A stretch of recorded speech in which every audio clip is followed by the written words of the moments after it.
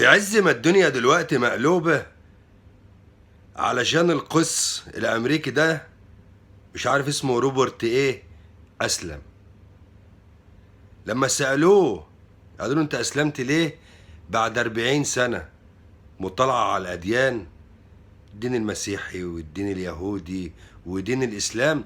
قال لك اقتنعت بالدين الإسلامي لأن في تسامح، في بركة، في شيء كده من عند ربنا بينزله على القلب والعقل. في حين قصة القس ده قلب الدنيا كلها، يجي عندنا يا اخويا في المسلسلات بتاعتنا اللي هي نازلة في رمضان، تلاقي منى زكي طالعة محجبة،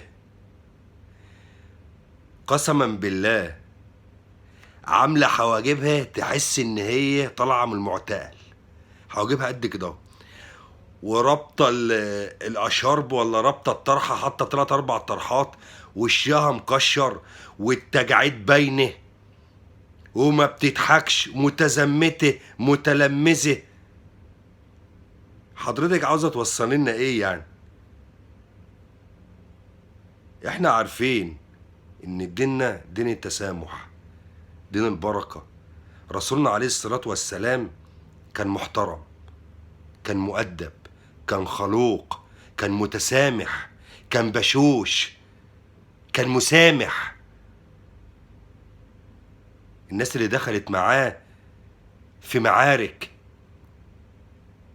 عفى عنهم، الناس اللي قتلت منه ومن عيلته ناس ومن أعز أصحابه سامحهم لوجه الله. يطلع بقى ابن كريم عبد العزيز، قسما بالله أنا ما أعرف اسمه، طالع اللحية قد كده أهو، وحالق مش عارف شنبه، وطالع ولابس جلابية صغيرة.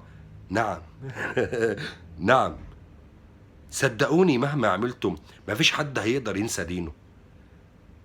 خدها من واحد مش ملتزم يعني، بس على الأقل قوي عارف ربنا. خلينا نشوف الهيكل ونرجع تاني مع بعض.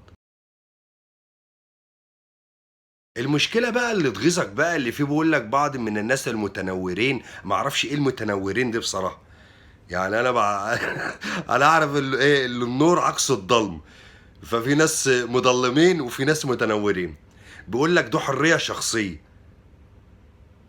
على اللي انتوا هتشوفوه كمان شوية. لما هي قدمت الفيلم ده قال لك ده حرية شخصية وحريتها الشخصية تعمل اللي هي عاوزه، وانا يا حبيبي حريتي الشخصية برضو اللي انا دافع عن ديني ودافع عن اسلامي، واقول لك في عينيك وفي وشك انا مسلم، والساكت عن الحق شيطان. عشان كده عمري ما هتخلى عن ديني. في ناس كتير قوي اكتر مني التزاما، بس يا عيني تحس ان هو مغلوب على امره كده. ايه يا عم، ده دينك واسلامك يا اخي، اتنحرر عليه،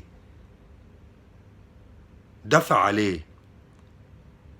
انت عمال بتوعظ الناس وانت اصلا عاوز موعظه، اقسم بالله عاوز موعظه. عشان كده ولا بسمع لك ولا بشوفك، ولو قابلتك في طريق مش هسمع لك، عشان انا فاهم في الدين احسن منك واحسن من غيرك.